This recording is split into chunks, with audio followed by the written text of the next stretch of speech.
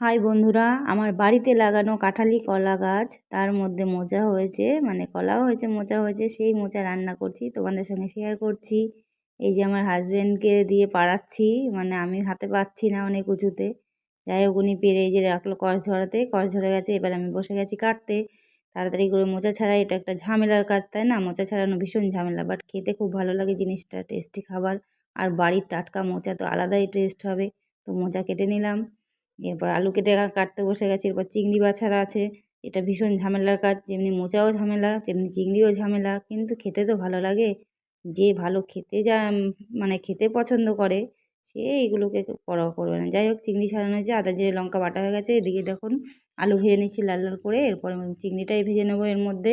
এই যে আলু ভাজা নামিয়ে এবার চিংড়িটাও ভেজে নিচ্ছি সুন্দর করে। ভেজে এর মধ্যেই মশলা দেবো, মানে আদা জিরে লঙ্কা তেজপাতা ফোড়ন দেবো। সমস্ত কিছু জিরে তেজপাতা আর লঙ্কা ফোড়ন দিলাম, আর আদা জিরে লঙ্কা পেস্টটা যেটা শিলে বেটে নিয়েছি সেটা দিয়ে দিচ্ছি।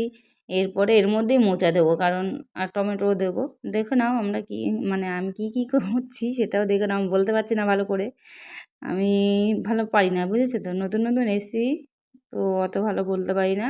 যাই হোক অ্যাডজাস্ট করে নেবে। এই দেখো মোচা দিয়ে দিয়েছি, মশলা কষিয়ে ওর মধ্যেই মোচাটা এমনি ঢেকে ঢেকে সিদ্ধ করব, আর আলুটা পরে দেবো, যেহেতু আলু ভাজতে ভাজতে সিদ্ধ হয়ে গেছে।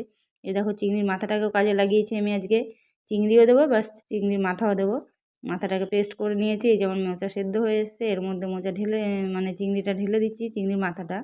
এটা একটু নাড়াচাড়া করবো, আর ওদিকে আলু ভাজা চিংড়ি ভাজাটা তো রেডিই আছে, ওগুলো এই যে দিয়ে দিলাম এর মধ্যে। নেড়ে চেড়ে এবার আমার মোচা চিংড়ি পুরো রেডি। একটু মিষ্টি দিয়ে দিলাম, মানে চিনি। এই যে পুরো রেডি হয়ে গেছে। আমার হাজব্যান্ড রেডি আছে, ওনাকে দেবো ভাত দিয়ে। আর চিকেন করেছি, মাংস আর চিংড়ি।